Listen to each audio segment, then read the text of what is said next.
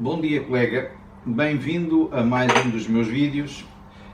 Continuamos nesta área da gestão intercultural, que é uma área interessante, que cada vez é mais importante para a gestão das pessoas em contexto organizacional e que, na minha opinião, ainda é muito pouco divulgada e muito pouco trabalhada pelos gestores de recursos humanos e mesmo pelos gestores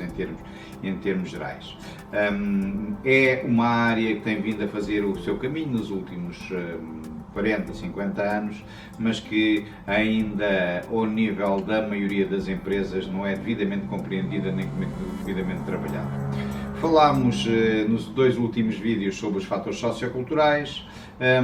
Neste terceiro e como prometido no último, vamos continuar com um fator sociocultural fundamental, que é a comunicação.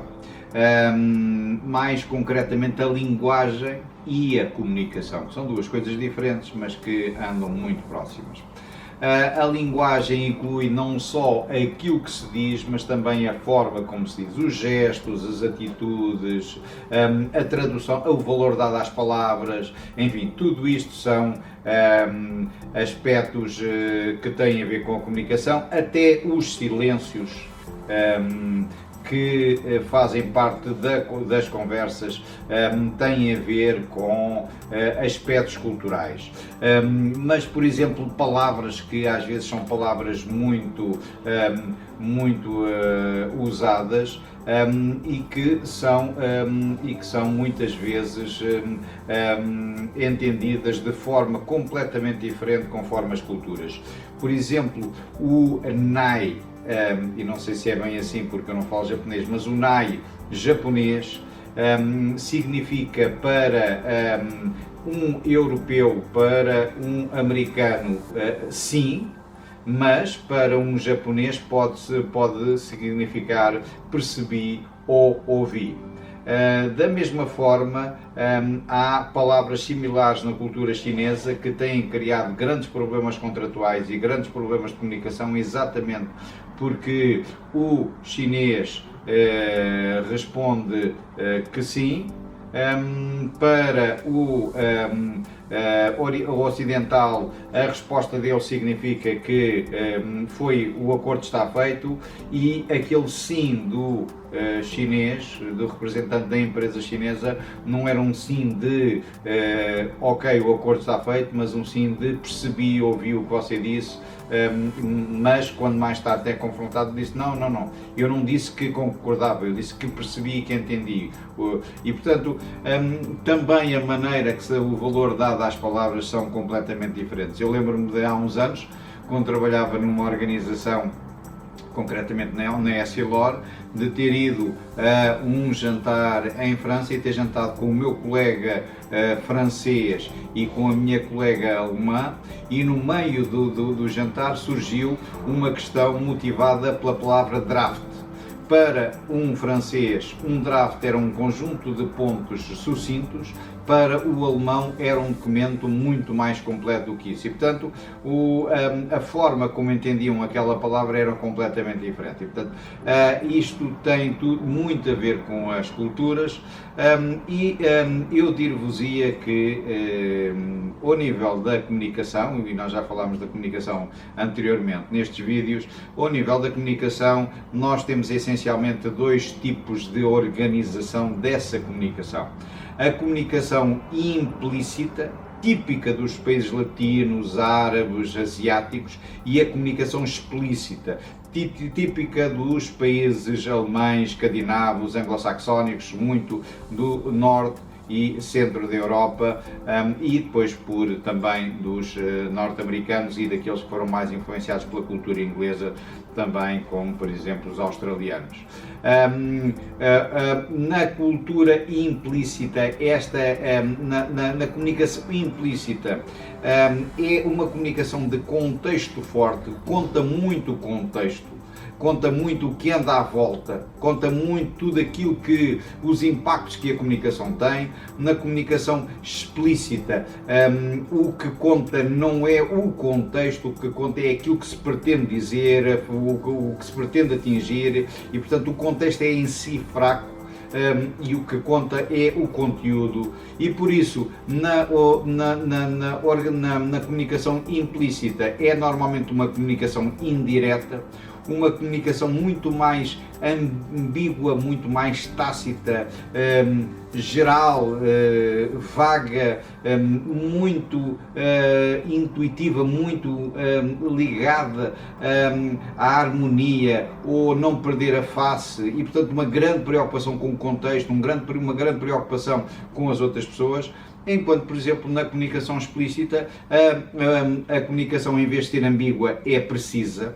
em vez de tácita, é expressa, em vez de geral e vaga, é completa e é detalhada, e em vez de intuitiva, é baseada em factos, em dados, em situações concretas, e em vez de haver uma preocupação com a harmonia, o manter a face, é frontal, assertiva, e o que conta é o objetivo e o que conta é o conteúdo e, portanto, liga-se muito menos ao contexto, muito menos ao impacto do conteúdo do que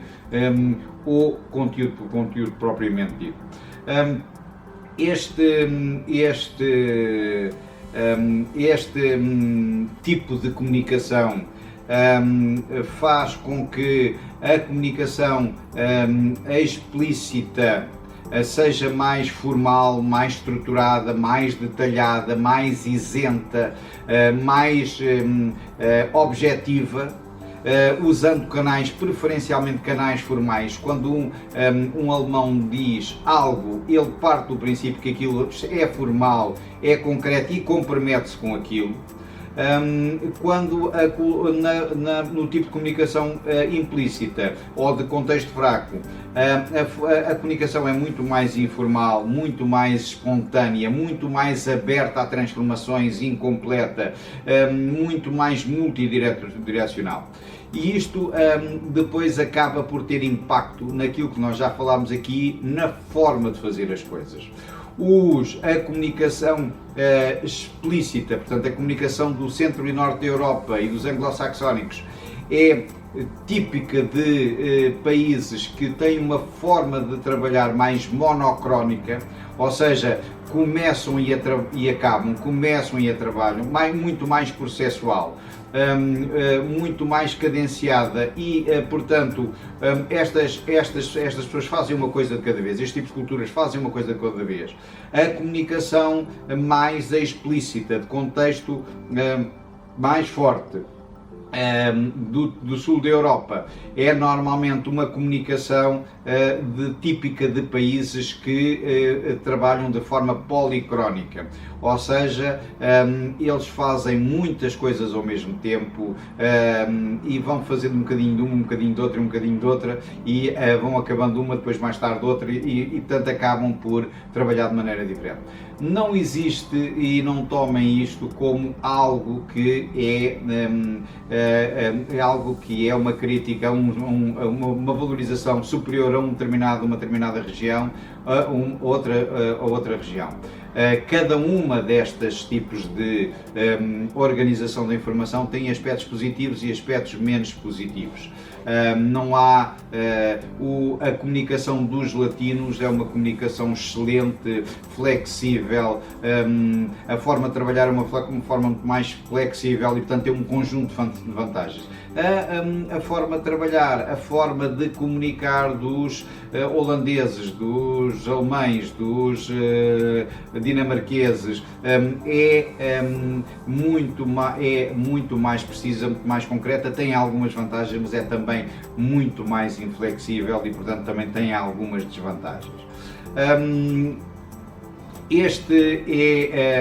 Tem depois também a forma de comunicar, a forma de organizar o tempo e a informação também acabam por ter, por exemplo, a comunicação dos países do sul da Europa é muito mais dedutiva, o raciocínio dedutivo, no caso dos monocrónicos da formação da comunicação explícita é muito mais indutiva, por exemplo, o tempo é muito mais flexível para os países do sul e muito mais pontual para os países do norte, os significados são muito mais difusos e conta-se muito mais conta muito mais aquilo que não foi dito, enquanto que no caso caso dos países do centro e do norte da Europa é muito mais expresso, muito mais preciso, muito mais transparente, enquanto a comunicação nos outros países é muito mais ambígua. Já falei muito sobre comunicação, fico por aqui, o vídeo já vai longo. Obrigado e até para a semana.